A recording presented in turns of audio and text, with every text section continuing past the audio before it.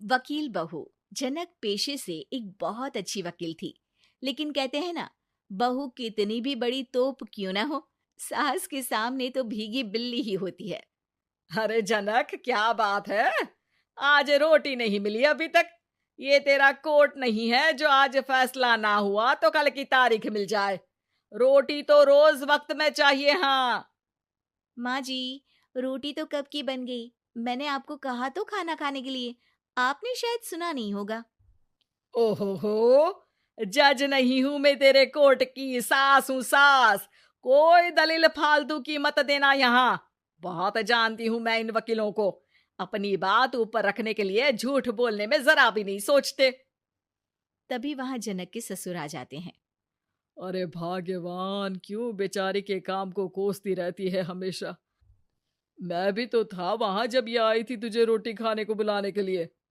सास को तो अब गुस्सा आ जाता है कि कैसे किसी ने बहू की साइड ले ली। अरे वाह जी वाह। वो तो मैं जानती थी कि कोई ना कोई गवाह तो ये पेश कर ही देगी।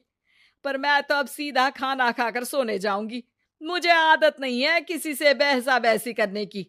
पता नहीं कैसे ये वकील इतना दिमाग लगाकर खुद तो झूठ बोलते ही हैं, साथ में झूठे गवाह भी ले आते हैं। जनक को सास के ताने सुनने की अब आदत सी पड़ जाती। एक दिन जनक वकील की ड्रेस पर काला कोट पहनकर कोर्ट के लिए निकल ही रही होती है कि अरे कहाँ चली काला कौवा बनकर। टोक दिया ना। अब कोर्ट तो वकील वाली ड्रेस पहनकर ही जाऊंगी ना। वाह भाई वाह, दामिनी तो मैंने भी देखी है। सन्नी पाजी ने ऐसा ही कोट पहना था और कहा था कि तारीख पर तारीख, तारीख पर तारीख। मतलब कि कोई बात करनी है तो बोलिए, वरना वक्त नहीं है मेरे पास खराब करने के लिए। अरे पता नहीं तुझ में क्या देखा मेरे बेटे ने। सारा दिन वकीलों वाली बहस करती है, भोली भाली सास के साथ। अच्छा सुन, जो इतनी बहस मेरे आगे करती है ना, जरा अपने बॉस से कर ले, जो 1 साल भी ना हुए तेरी शादी को और काले कपड़े पहना दिए। अंदर जा और लाल कोट पहन कर आ। पता तो चले कि नई नवेली शादी हुई है। अरे माँ जी, कोर्ट में मेरा बॉस क्या करेगा? ये तो पूरे देश की ड्रेस है वकीलों के लिए। लेकिन सास तो ठहरी सास। अच्छा, तो कोई जरूरत नहीं है 2-4 साल कोर्ट जाने की। शादी थोड़ी पुरानी हो जाए तब इजाजत दे दूंगी मैं तुझे काले कपड़े पहनने की। अब क्या था, मन मारकर जनक को लाल रंग का कोट पहनकर कोर्ट जाना पड़ता है। उसके जाने के बाद आहा, बड़ी आई पूरे देश की ड्रेस की बात करने वाली। अरे पहना दिया ना लाल कोट। अब सास आए दिन या तो जनक को उसके काम का ताना देती, या फिर उसका काम छुड़वा देने की धमकी। तंग आकर एक दिन जनक पति से कहती है, मैं सोच रही हूँ कि कोर्ट जाना बंद ही कर दूं। अरे क्यों यार, इतना अच्छा करियर है, क्यों छोड़ने की सोच रही हो? अरे लाल रंग का कोट पहनकर जाना पड़ता है।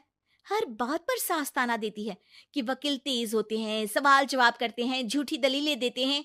अरे तो ठीक है ना, वो जो कहती है अपनी समझ से कहती है, लेकिन तुमको तो पता है ना कि सच्चाई क्या है। जनक को पति की बात से हौसला मिलता है कि तभी घर पर कुछ लोग आ जाते हैं। अरे आइए आइए पंच साहब, कैसे आना हुआ? अरे भाई साहब, सुना है कि आपकी बहू वकील है। तभी वहां सास आ जाती है। हाँ है तो, लेकिन क्या हुआ? फिर कहीं बहस कराई क्या? अरे हम तो खुद दुखी है उसके व्यवहार से। अरे भाभी जी, आपको तो पूरा मोहल्ला जानता है कि आप कितना बोलती है।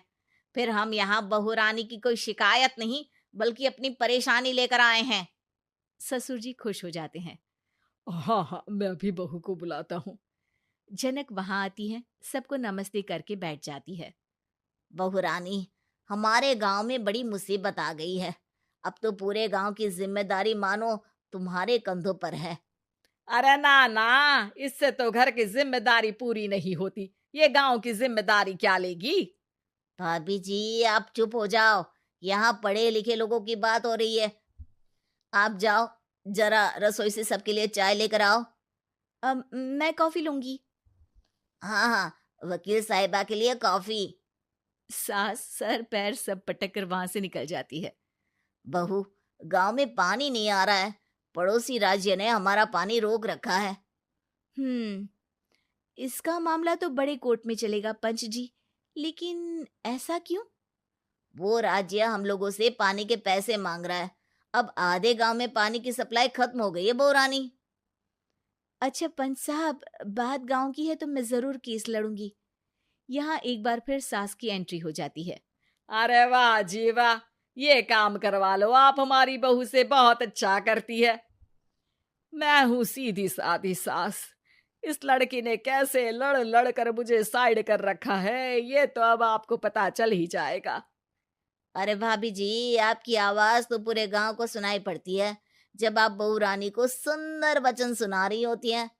अरे वकील बहू मिली है, फक्र करो फक्र। हाँ जी हाँ, सारी फकर तो हम लोग ही करें।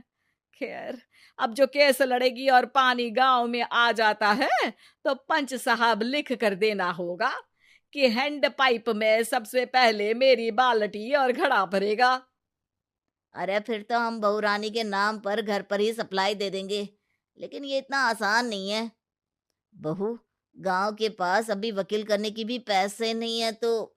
अरे पंच साहब, ये मेरे गांव का मामला है, मैं आपसे एक भी पैसा नहीं लूंगी। सास को बहू की बात पर गुस्सा आ जाता है, लेकिन सबके जाने के बाद झनक मन लगाकर गांव की परेशानियों को दूर करने में लग जाती है। और वो दिन भी आता है कि झनक केस जीत जाती है। अरे आज तो प्लम्बर आकर घर तक पाइप लगा गया है। खुश हो जाओ, मेरे कारण तुम लोगों को घर के अंदर ही पानी मिल जाएगा।